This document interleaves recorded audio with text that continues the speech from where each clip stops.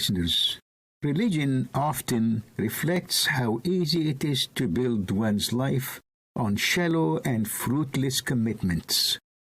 Believers can blindly, without any solid foundation, convince themselves that their beliefs secure divine acceptance as well as respectable social standings.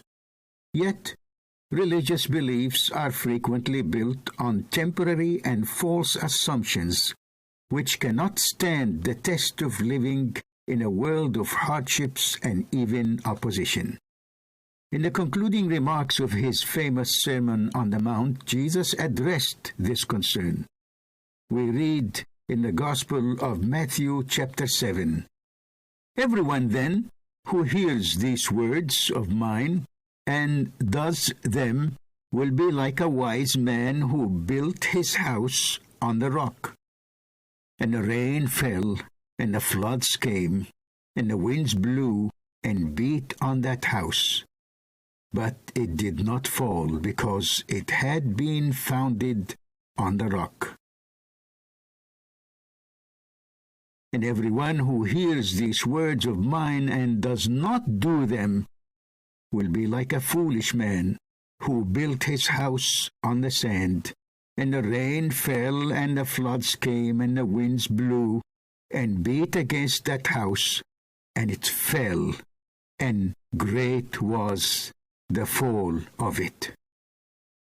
Jesus was referring to his entire sermon when he said, "Everyone then who hears these words of mine."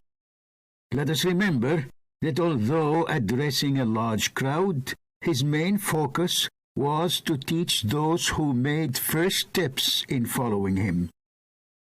These were to be citizens of the heavenly kingdom that he intended to build and expand universally.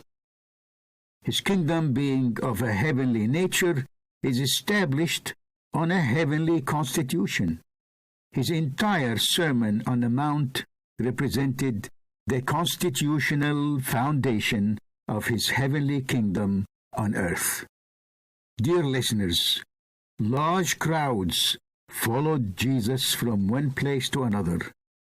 They were impressed by the miraculous power he manifested and wanted to see more. Many saw his healing and came to observe more miracles of physical healing. Some brought sick loved ones or friends for Jesus to heal. On one occasion, many followed Jesus for a long time and were needing to be fed. Jesus blessed 2 fish and 5 loaves of bread and fed thousands of followers. So some came back for another miraculous free meal. There were also more sophisticated listeners to Jesus' teaching. They were able to discern and come to conclusions about teachers of the Scriptures. The chapter concludes by describing the reaction of such people. It says, "And when Jesus finished these sayings, the crowds were astonished at his teaching, for he was teaching them as one who had authority and not as their scribes."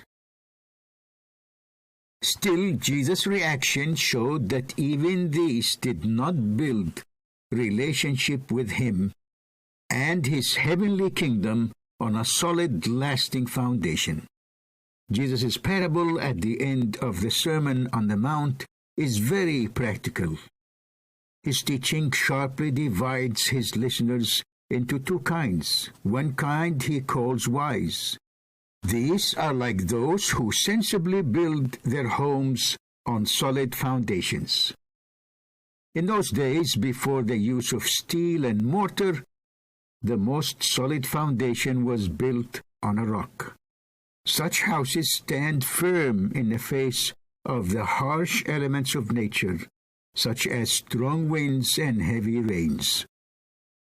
The other kind of hearers of Jesus' teaching he calls foolish. These are like builders who lack sensibility and good judgment.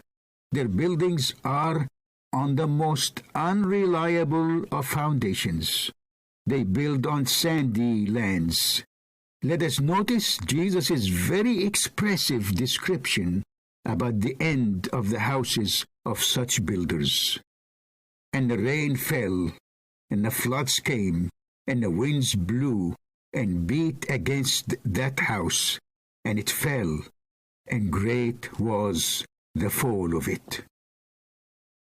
Dear listeners, the lesson of Jesus' parable is so beautifully simple and clear. It was true that his teaching attracted large numbers of listeners. They all heard what he taught. Unlike religious teachers and Jewish leaders who had already made up their minds to oppose and reject whatever Jesus did or said, the majority of the crowds listened to Jesus' teaching, and many even understood it. Yet his holy heavenly teaching was met by two kinds of hearers. One kind reacted wisely, while the other reacted foolishly. The wise received his teaching with hearty appreciation, reflecting mental and spiritual humility. His teaching challenged their sense of lostness. They recognized their own need for his constant guidance and company. His presence in their lives established a new perspective and lifestyle. Their lives began to reflect what he taught and how he lived. The foolish merely admired the beautiful words and concepts they heard.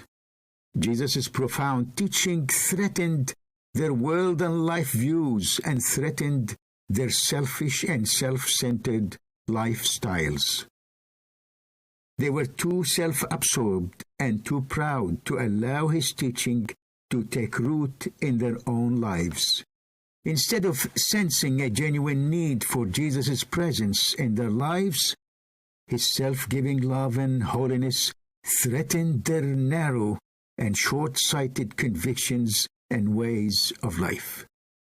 Dear listeners, this is exactly how people react to Jesus' teaching today. One can hardly find a single person with reason to dislike his unique and heavenly teaching. In fact, there is almost universal agreement that Jesus' teaching represents the most desirable moral ideals. Even those with different religious or non-religious convictions cannot but admit that Jesus' life, as recorded in the Gospel, speaks of unparalleled goodness, graciousness, and self-giving love. Yet most do not recognize their need to humbly commit to follow him. This is because following Jesus challenges human pride and one's false self-assurance. Those who truly receive Jesus' teaching and embrace his saving grace enjoy true wisdom. It changes and even fully transforms their lives. His life established a new world and life view, from proud self-seeking and self-service to humble self-giving love.